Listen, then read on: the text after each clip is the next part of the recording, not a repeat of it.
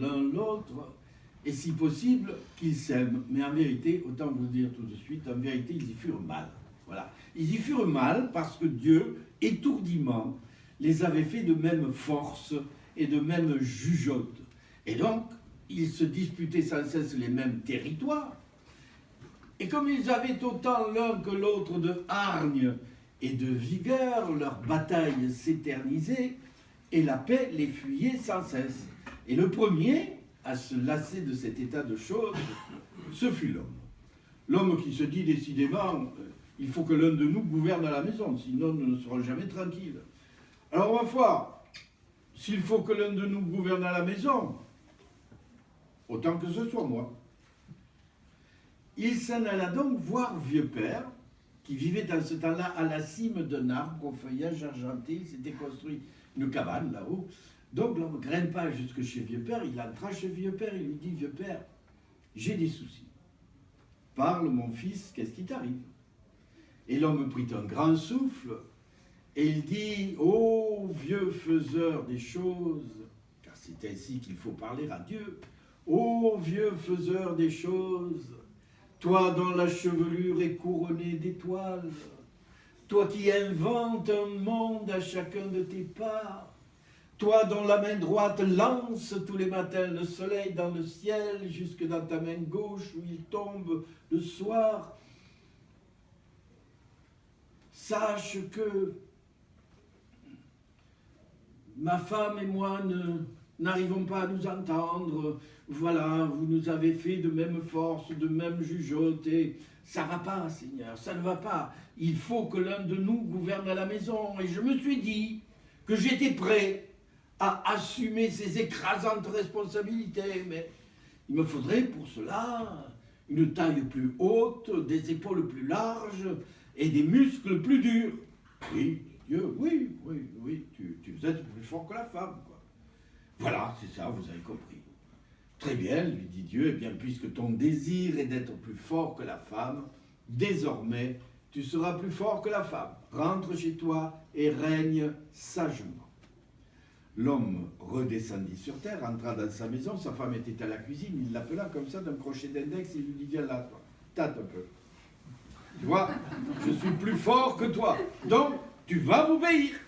La femme ne l'entendit pas de cette oreille, elle lui bondit dessus, toute griffe dehors. L'homme lui retourna une paire de gifles, la saisit par la nuque, la courba jusqu'au sol, posa son pied crasseux entre ses deux épaules, et lui dit, tu as compris maintenant, le plus fort, c'est moi, donc tu vas m'obéir. Voilà, si tu m'obéis, tu auras à boire et à manger tous les jours, enfin presque. Mais si tu refuses de m'obéir, tu n'auras à boire que tes larmes et à manger la poussière de mes sandales. Là, il était d'humeur lyrique ce jour-là. Bon, maintenant, retourne à ton travail, moi je vais faire la sieste. Voilà. La femme s'en alla, mais pas à son travail. Elle grimpa à la cime de l'arbre au feuillage argenté où vivait vieux père. Elle entra chez vieux père, furibonde. Elle lui dit, vieux père, pourquoi m'as-tu pris la force que j'avais?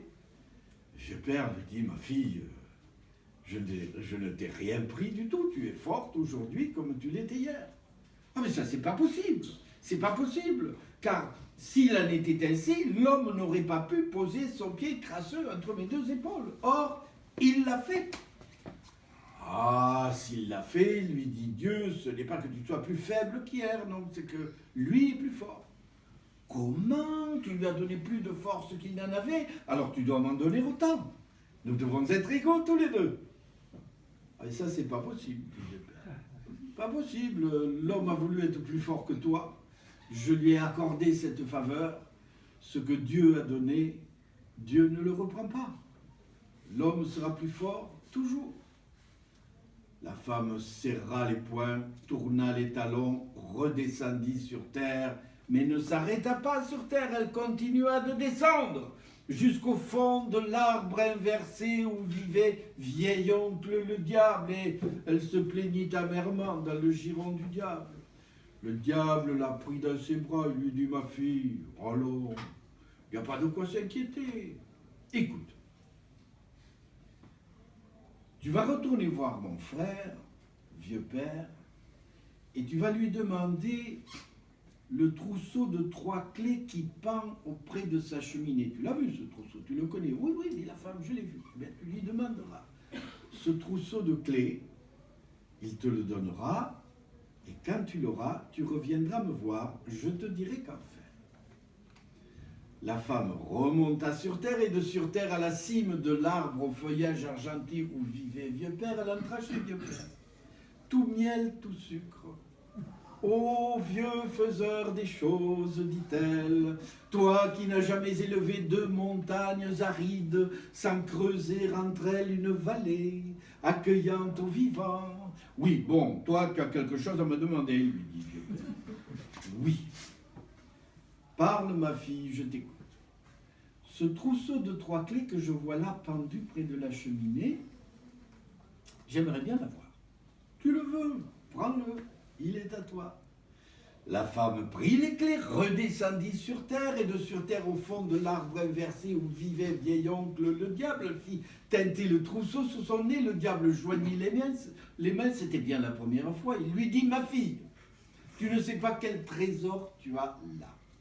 Je t'ai dit tout à l'heure que l'homme n'allait pas tarder à venir te manger dans le creux de la main. Je confirme, car sache bien que de ces 3 clés, la première est celle de la cuisine. Et tu sais combien l'homme aime à se mettre à table. De ces 3 clés, la deuxième est celle de la chambre. Et tu sais combien l'homme aime à se mettre au lit. De ces 3 clés, la troisième est celle du berceau. Et tu sais combien l'homme aime avoir de beaux enfants. Donc, tu vas retourner chez toi, tu vas fermer ses portes à double tour, et quand l'homme voudra entrer dans la cuisine, dans la chambre ou dans le lieu des enfants, eh bien, d'abord, il faudra qu'il passe par tes volontés. Voilà. La femme prit les clés, elle s'en revint sur terre, ferma les portes à double tour, s'assit sur le pas de sa porte, et chantonnant une chanson paillarde, elle attendit le retour de son mari, qui ne tarda guère d'ailleurs. L'homme, franchissant le seuil, lui dit, toi, je vais te faire chanter une autre chanson tout à l'heure. Il entra, on l'entendit tambouriner dedans, il ressortit furibond. Qui a fermé ses portes? C'est moi, dit la femme. Mais comment tu fais? Oh, facile, dit la femme. Il m'a suffi de tourner 3 clés dans 3 serrures. Ces clés, qui te les a données? Vieux père, dit la femme. Que fit l'homme? Il grimpa pas à la cime de l'arbre au feuillage argenté où vivait vieux père. Il entra chez vieux père. Il lui dit, vieux père, la femme m'interdit l'entrée de la cuisine, de la chambre et du lieu des enfants, et elle me dit que c'est toi qui lui as donné ses clés, qui ont fermé ses portes. Ah oui, c'est moi qui lui ai donné les clés, dit vieux père, mais c'est pas moi qui lui ai appris à s'en servir. Mais qui alors? Oh, à mon avis, ça doit être mon frère, vieil oncle, le diable. Le diable? Alors elle t'a trahi. Et si elle t'a trahi, tu dois lui reprendre ses clés, tout de suite. Ah mais ça, c'est pas possible, dit vieux père. La femme a voulu les clés, je lui ai accordé cette faveur. Ce que Dieu a donné, Dieu ne le reprend pas. La femme aura les clés toujours. Ben oui, mais... Et mon corps affamé, qui donc le nourrira? Et mon corps fatigué, qui le reposera? Et mes enfants futurs, qui donc les sèmera? Demande à la femme, dit Dieu. L'homme redescendit sur terre.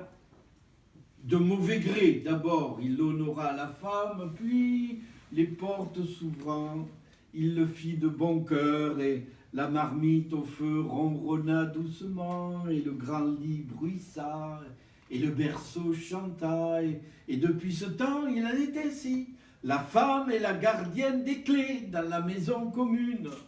L'homme est fort au dehors, il est faible au dedans. La femme est forte au dedans, elle est, disons, de moins en moins faible au dehors.